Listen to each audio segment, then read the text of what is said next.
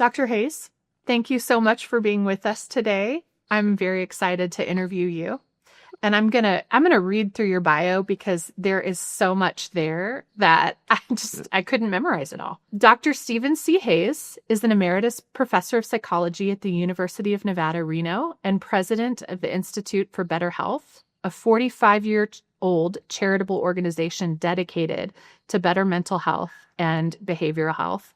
Does amazing trainings, including his ACT boot camps through there, of which I have completed, and they're amazing. His work has been focused on developing a new behavioral science approach called contextual behavioral science. He originated its underlying philosophy of science, functional contextualism.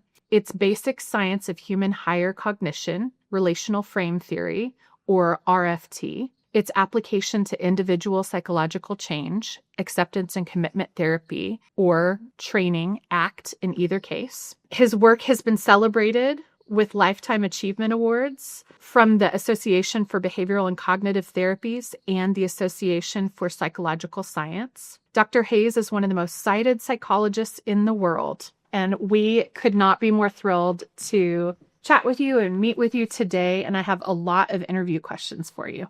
Cool. Let's have some fun. Sounds great. What is contextual behaviorism for dummies, and why does it matter if you or your child need eating disorders or anxiety or OCD treatment? Well, there's a wing of psychology that for a long time has been focused on doing things that make a difference by really understanding the context in which people struggle and treating it in a kind of a natural science way of not getting too much into models that don't tell you what to do, but really focused on what do I do given these struggles and this history? And so it goes way back into the earliest days of behavior therapy, and it's continued all these years since, and has been at the root of extraordinary things that people don't realize have had any link to it. My classic example is Gestalt therapy. A contextual behaviorist was one of the persons, Ralph Hefferlein, along with Fritz Perls, everybody knows, and Paul Goodman, they may not know, but back in the 50s. So it's had weird kind of branches that have come out that don't look like behavioral anything. They do, because what they're focused on is trying to understand person's actual experience and how it shows up in their behavior in context. So you don't treat people as if they're machines. You don't come up with models that have all these intricacies and all these little lines going everywhere, but they don't tell you what to do. Let's just get down to the practical thing of, could I do something that will make a difference in the real nitty-gritty world of this person who's suffering, so they can step by step move in a positive direction. And I think when you do that, it keeps you focused on producing outcomes that matter, and less focused on being right and, abstract models and who your heroes are. And let's just focus on the person. And one other feature that's been characteristic of it, it's been much more interested in the particular person or couple or family, and much less interested in abstractions, big bell curves, and a whole bunch of people thrown into a pile. And, what is this latent model that puts together all these people? Often by riding over the details of the person in such a way that you end up with things like, oh, you have this personality. Well, what can I do about it? You can't do anything about it. It's personality. Why is that useful? Yeah. I get people have personalities, but actually it turns out a lot of that is contextual, and if some of those things can change. So it's kind of a practical face of psychology that is more idiographic, more focused on the person and the context that they come from. So that really allows people to have almost more personalized therapy, more personalized treatment rather than just manualized. That's right. And, the people in that tradition often emphasize personalization, even in the science of it, single case designs came out of that wing of let's not put people into big piles, but how about could we look at what moves you case by case? So it reaches out to practitioners who, by their nature, are interested in the particular person or couple or family in front of them. And so it's found a way around the homogenization that can sometimes happen in evidence-based methods that are using analytic tools, research tools that homogenize people, and instead of scientific tools that particularize and focus on what's unique. We're all very unique. Yes. And I sometimes use this metaphor. If you just took that little less than a square inch of skin right there, it would, if you said, how many other people have that fingerprint? The answer would be none. And if you do the math on it, it would take something like 100 million Earths to be likely to account for a fingerprint exactly like that. Wow. That's how unique you are of 1 square inch of your skin. How about your whole history? How about the things you're struggling with? So how dare we come in with these simple top-down normative models that shove people into categories without really taking the time to find out what is your history? What are your goals? What's important to you? Where do you struggle? And personalizing is, to me, if you're not personalizing, you're not treating. Wow. That's quite profound, actually. All right. Well, let's move on to our next question. What is ACT for Dummies in one paragraph, and how can it help someone stop engaging with their eating disorder and anxiety disorder or OCD? Okay. ACT is a wing of this functional, contextual behavioral tradition. It can be thought of as a set of techniques, but that would be a mistake. Really, what it is a model that is trying to get to the smallest set of processes that do the most good for the most people in the most circumstances.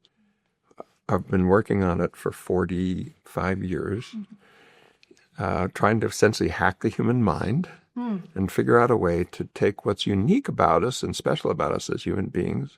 The most special thing that we're doing is what we're doing right now.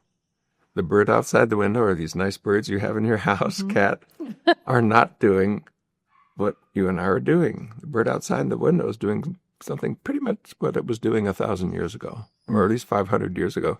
We're doing things that people weren't doing 5 years ago, that you may be doing things you weren't doing last month. I mean, because you're able to put together things using symbolic learning systems. And what ACT does is it takes seriously how that has changed what the processes are that lead people forward. Yes, it's learning, and it's learning by consequences, and it's learning by association, operant and classical conditioning, habituation, things like that you may have heard about or learned about in your Psych 101 class, and what you and I are doing. So let me say it this way, in a simpler way, because you asked for ACT for Dummies. Yes. The bottom line after those 40 plus years of work is that we've arrived at a set of processes that I can say in a single sentence that life is asking you to learn. And it doesn't matter what treatment you use, the treatments work in part by moving these processes. Just in the same way that doesn't matter what you think about parenting, if you're reinforcing bad behavior in your kids, you're going to get bad behavior from your kids. Right. I mean, reinforcement doesn't care what your model is. It's the way that, one of the important ways that children learn. Okay, so here's the sentence.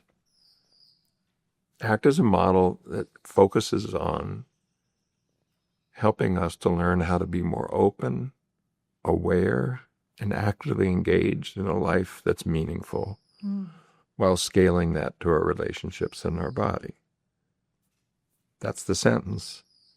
we've actually looked at every study ever done in the history of the world of any psychotherapy method for any mental health problem that properly studied why change happens and not just that it happened.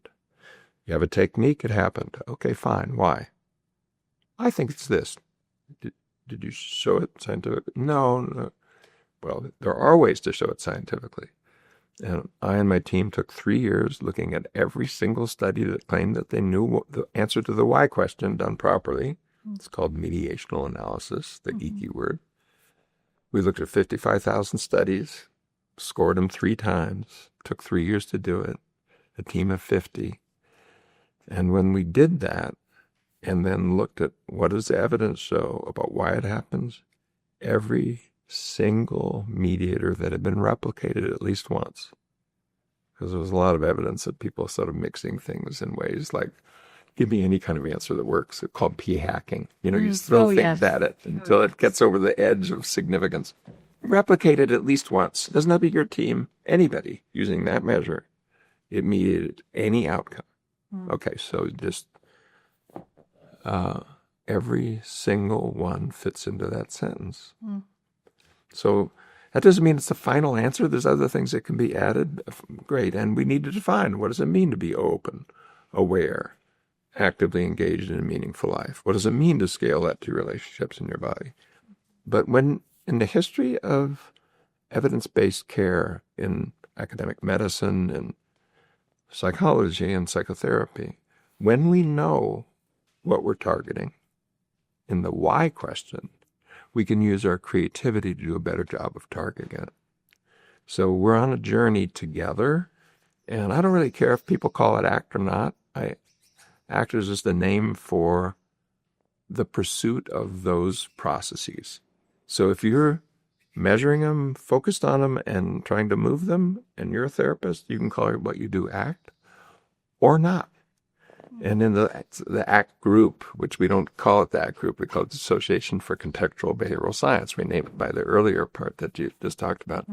We've had presidents of our society elected who call ACT mindfulness-based emotional intelligence training. And we don't care. Ha, ha, ha. And you can't name another approach to psychotherapy that would do that. No. Not one. No. No, because what happens is originators come up with a method, they show that it has some impact, great, and then they want to hang on to it. And they don't want anybody to use it unless they do it the way you do it. Okay, well, that means you're building a living memorial. What happens when you pass away? Your disciples are going to be reading? Yes. That's the answer is yes. Yeah. And so you can visit living museums if you want to, called Little Wings of Psychotherapy, and they're still reading the holy books that people have been dead 100 years. The holy books. Maybe 100 years, but close to it. And please don't let that happen with ACT. One of the things I really love about learning from you and working with you is even when we were talking about you joining our board, we have our attorneys come up with contracts and all these things. And when we were looking at the contract together, you said, I really can't not agree to share. That is who I am. It's what I do. It's what my life is about. And I loved that. I thought that was such a meaningful thing to say, hey, take this out of this contract. So I love that. Well, it really fits with what you're saying. Thanks for that. And we will respect your work and all of that. But I do think, the open science, people have probably heard that phrase, open science. And, it's really important if we're going to be evidence-based. That, of course, we can have trademarks. We can have things. It's all fine. But also, let's think about how we can put things into the culture that will prevent, uplift, help, even if we're not there. And so there's plenty of enough money to be made and things to be done. We don't have to worry about that. If anything, just finding a provider who really knows their stuff sometimes is really, really hard now. So I think we can give it away in a sense, and it comes back and in spades. And that's been true in the ACT world. I mean, there's 1,400 randomized trials in ACT. The World Health Organization is in the Ukraine using ACT. I mean, it's crazy stuff that happened with a lab that 41 years ago was just me and 4 students. And it's because we've never been graspy. We just take it. If you want to rename it, you can rename it. Don't do it frivolously, but if you need to, fine. But help us. Right. Help us find these core processes. And the effect of that is something like 100,000 to 1 million. We're not sure exactly how many people. Well, about 1 million people have been trained in ACT, but probably about 100,000, a couple 100,000 really are practicing out of that model right now around the world. And it's done a lot of good in the world because of that. So Wonderful. At Thrive, we really emphasize the strength of treatment, so level of care in this case, has to be greater than the strength of the disordered behaviors in order to be effective. Can an increased frequency of ACT-based sessions or ACT sessions accelerate the change processes? Do we have any evidence of this in RCTs? we do in the sense of there's a dose-response relationship. Right. It is extraordinary that you can get measurable response with small amounts. Mm-hmm. And especially if you're giving people tools that they can use even when they're not in session, homework, things like that. There's quite a bit of evidence that, things like reading books or using websites or apps or things like that can be helpful. And a whole lot of people out there are, getting some help by what they can find online and all of that. And of course, there's the looming issue of AI. That's there to be talked about as well. But there's also in the research pretty clear evidence that as you add the number of sessions, you tend to get better response. Okay. And but I think it's really more a matter not just of something you can count the number of sessions and do it. It's the completeness of what is needed for that particular person. Right. And so if you abandon the one-size-fits-all thing and you say, okay, well, let's look at this. Let's take open, aware, actively engaged in a meaningful life, scaling it, relationships in your body. I have people coming in for therapy who are really clear on what their values are. They really are focused on being actively engaged in a meaningful life. Mm. And as they step forward, they hit things that are in their history, trauma histories, things like that. Or sometimes just in the judgmental mind, things that show up, and it diverts them. Mm. I don't need to spend, session after session working on values with a person like that. Right.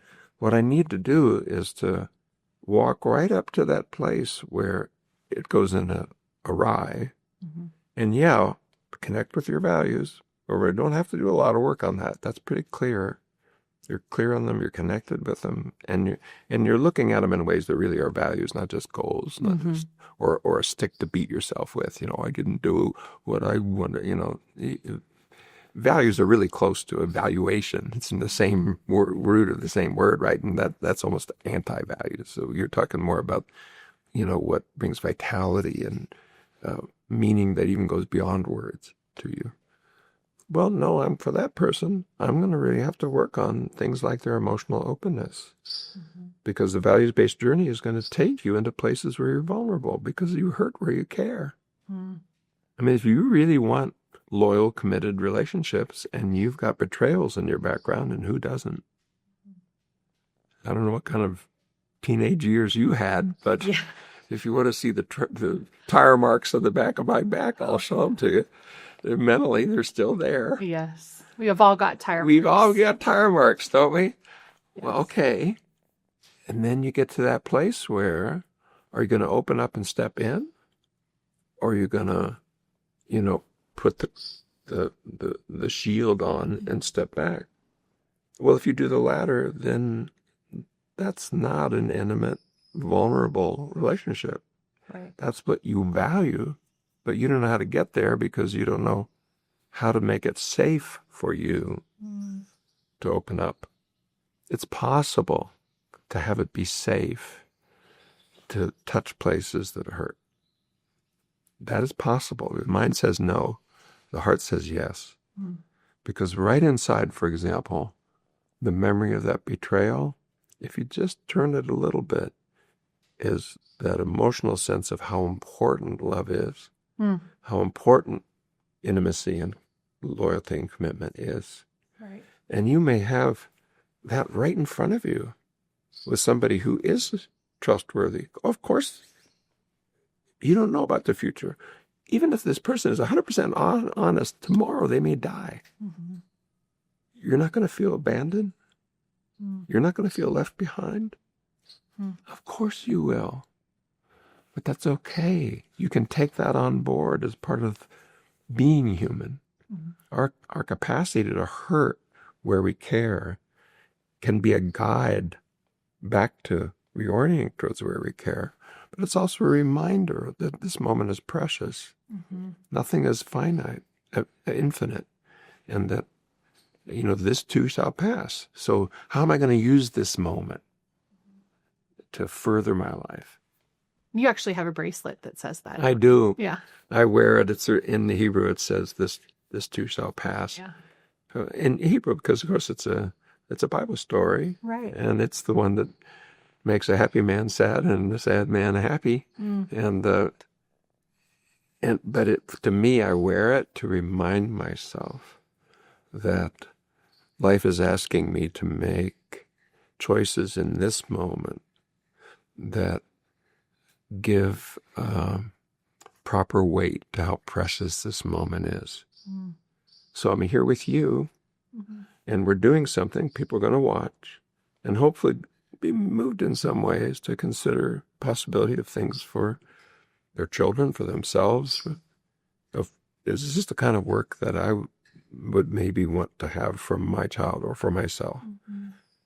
And, I've looked at what you're doing, and I'm here saying, that's a pretty good use of my time to let people know that you care about those kinds of issues, and you've taken time to do trainings with your therapists and things like that. But from the best I can tell, you're walking a walk that is worth the attention of people.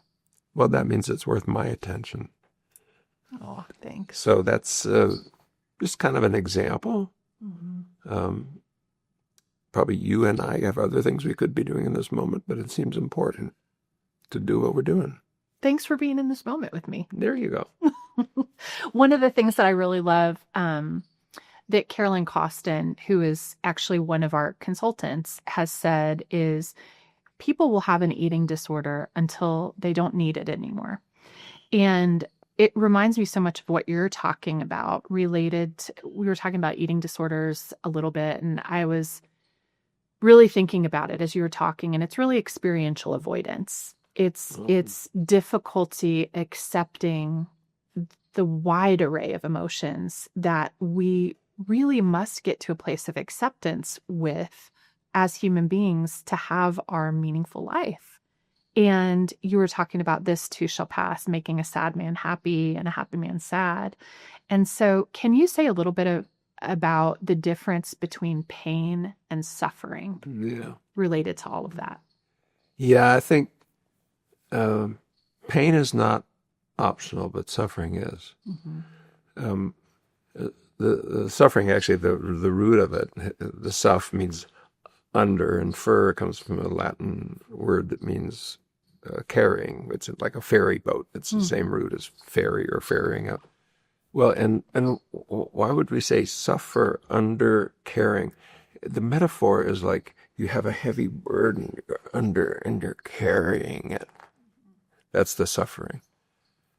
The pain part is the content of what you're carrying, but that can be put down or gotten with in such a way that it's not that heavy burden.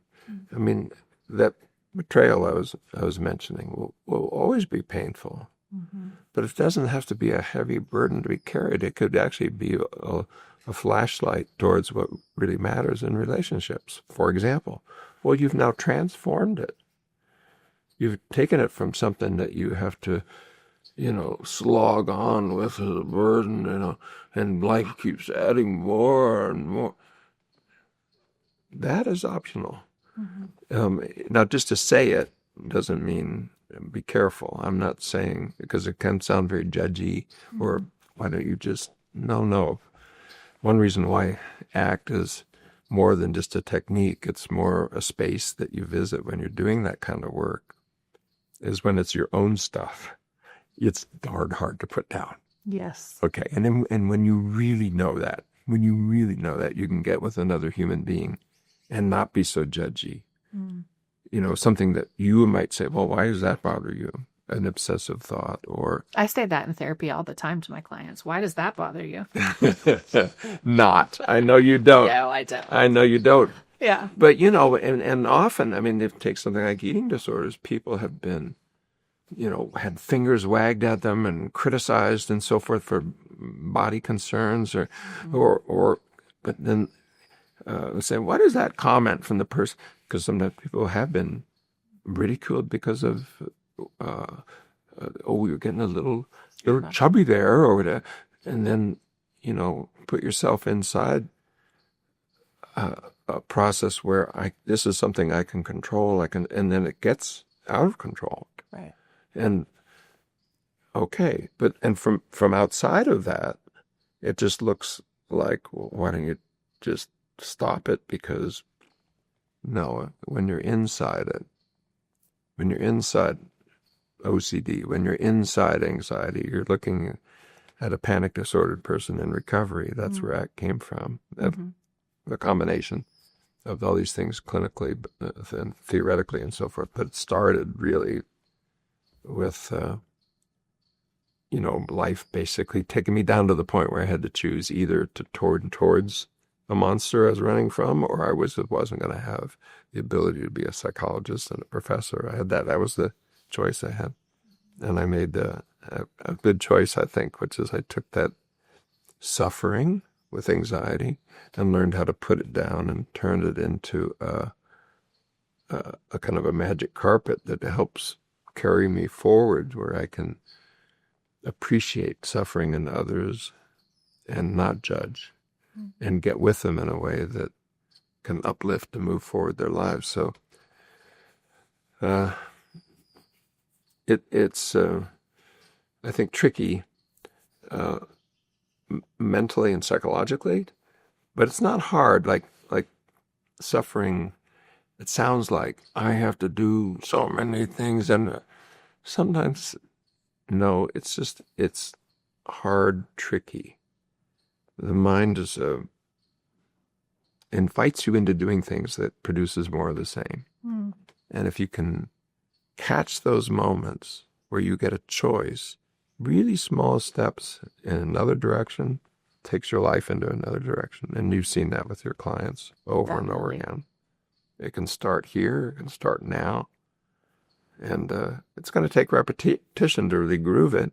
It isn't like snapping of fingers or just hearing a sentence or an idea or something. No, you have to do it over and over and over again. I mean, letting go of an eating disorder, they're going to be doing small things over and over and over again. That's so true. And that goes back to that previous question of the helpfulness of repeating the frequency of sessions. I think when you're first making big changes, or not even big changes, small changes like you're talking about, it's so important to have that repetition and that frequency, because it changes, even just that small change.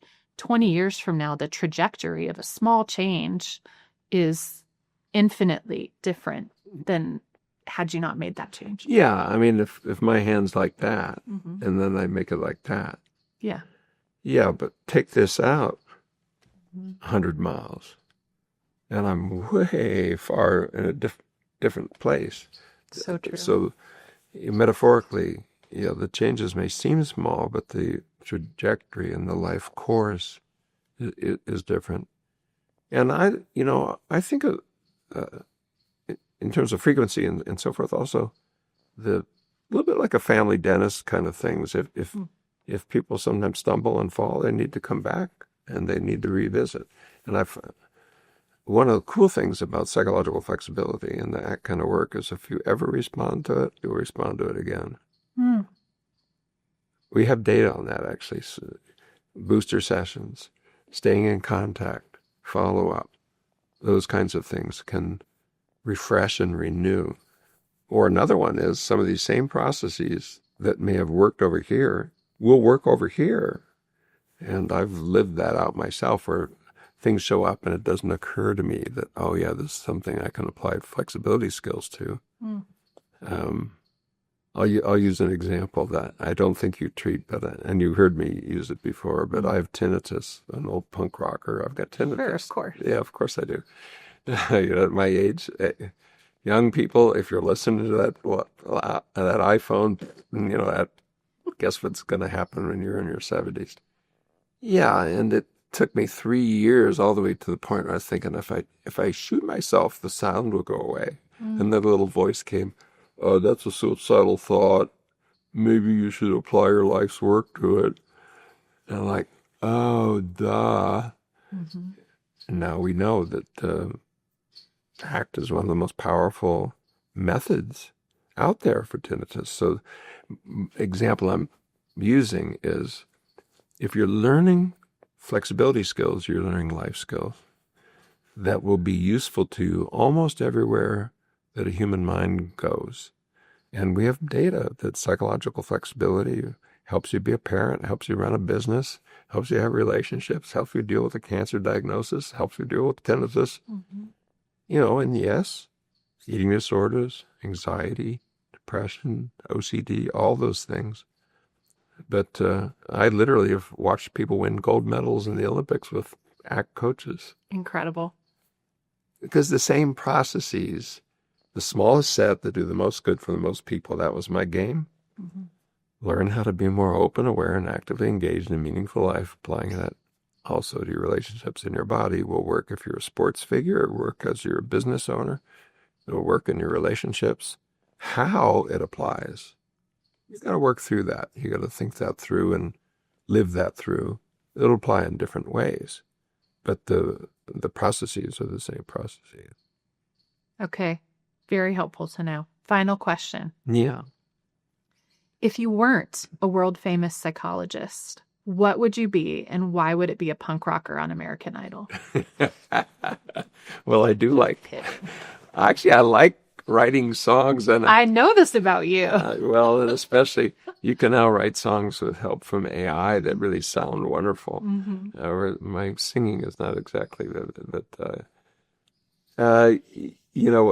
there were three choices I had because of the Good Father Cyclic was the chair of my department at Loyola Marymount when I was an undergraduate, and had hair down to here and was the only hippie on campus for 2 years, and who did some foolish things. Well, let me say this. I did my honors thesis on something that is fully legal in California now.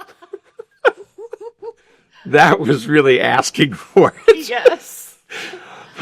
It turned out later, the president of the university met with the head of the psych department because they had this pretty smart student who was, in the honors program and had created the animal lab and was doing all these wonderful things, and head of the literary magazine. I mean, I was a person on campus of some note, and this is where the hippie thing was just hitting, and people didn't know what to do with it. Yes. And the president said, we're going to give it an A. And boy, was the chair so mad. Oh, no. Rather than throw the person out of school. Oh, my. I'm doing something illegal. Sure. Yeah. And by the way, the study was replicated, it was never published, but replicated in this sense. I saw it published about 5 years ago. Of course. And they found the same things I found 50 years ago. Because things go out of vogue, and then people are like, hey, maybe this was a good idea. Well, and that wasn't that. It was a study on marijuana and time perception, and it replicated what I found. But it was foolish of me to do that. My point being, When the Good Father Cyclic was asked to write a letter of recommendation for me, he was only too happy to agree, Oh, which meant I got in nowhere. oh no. Because, of course, he said I was a drug addict. Oh my That's what he goodness said. gracious. Well, so for the 3 years I'm wandering in the wilderness, I'm not able to get in any graduate schools with top-up scores and GPA, and wondering what the heck goes on until finally, it's a longer story, and you probably met, but a kind person at SUNY Stony Brook, a guy who became a famous mindfulness researcher, Les Femi. I've never met him, but a friend of my brother's, etc., he went and looked, and he said, "You got a bad letter." And I wrote him a thank you note shortly before he died, and then a blog about him. You know, the most important person in my life that I never met, who just had the kindness to. Anyway, in those years, I really wondered, what am I going to do in my life? And here was my 3 things. Okay. I'll keep trying to be a psychologist. If I can't get anywhere in 3 years, I'll give up. If I can't do that, I'll become a lawyer and a politician. Oh. If I can't do that, I'll be a carpenter. Oh. And so in my life, I've done all 3 of those things. I've built entire houses with my bare hands. I've Wow. torn down every single wall of my houses that I rebuild them. I know how to do all those skills. I mean, I can do plumbing, I can do electrical, I can do it. I, to this day, get construction magazines. Oh my I'm goodness. in my late 70s. Wow. So I studied construction. I had no idea. Yeah, nobody would You know liked that. music, but Why I would- didn't know you liked building houses. Yeah. And the politician, I think I've been kind of a politician, a political activist. In the dead period before I finally got into graduate school, I became an environmentalist. I was there Earth Day and all that, and my early research was on environmental problems. Even as a clinical psychologist, I found a great mentor who allowed me to do research on feedback on how you're using energy and the impact it had. Wow. You know, there's things you get in your monthly bill. It says, here's how much energy you use Yes. compared to last month, compared to last year. Yes. The first person ever to do that. Wow. That's pretty cool. It was replicated, and then just by a fluke, it got into the Public Utility Commissions, and it saves about 3% of energy. So I feel kind of good about, I had a little hand. You did. Yeah, I did. It was kind of fluke. So, but the point being, politician, maybe political activism, I thought, we should really do something about the environment. Of course, this is 50 years ago. And guess what? We didn't do anything. No, we did Because not. we had enough strength of industry who just did not want to see their assets that are in the ground that they own devalued because we want to burn them first. That goes back to that whole thought that we talked about at the very beginning, talking about we have to approach things as though there's enough in the world for all of us to share and be successful with, instead of hoarding resources and burning them, so to speak. Yeah. I think in the modern world, I think we are looking at a place where how can we create a world that's more loving and cooperative? And we're seeing a lot of things going on culturally that are not that. And, maybe not the carpentry part, but the political part. I do think that we need to find a way to put more compassion into our politics, where we do take the perspective of other people, and that is not a right-left thing. It's a cooperation and listening and caring kind of thing. And so I hope we can make it through this period and make some good decisions about things like, what are we going to do about climate change? And what are we going to do about the economic disparities? What are we going to do about immigration? And, what are we going to do about AI? We've got some big choices ahead of us. But you're asking if I wasn't a psychologist, what would I be doing? I'd probably be doing politics or building houses. Maybe both. Maybe all 3, and that's what I've actually done in my life. I've started 3 uh, associations, and people don't know that American Psychological Society, that the McKinsey Association for Psychological Science, the biggest psych science. Mm-hmm. I started that. No way. Yeah, absolutely did. Huh. And the home office was my lab at UNR. Oh, wow. I had boxes on the ground Ugh. for APS, and I could tell that story, and created another organization that then grew and fell apart about bringing together scientist practitioners. Mm-hmm. It was called AAAPP, Association for, what was it, American Association? I have an elder moment, AAAPP. And then ACBS, which is the ACTI group. So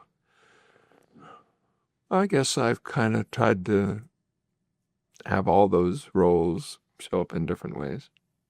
Amazing. Well, thank you so much for being here today and sharing this moment with me and with everybody who's watching out there. Yeah, and one reason I'm here, maybe coming out of the carpentry thing, I see what you're trying to build, and I want to support you in doing it, just for the good of people that you serve. Well, we really appreciate it. We couldn't do it without all of your amazing training and help.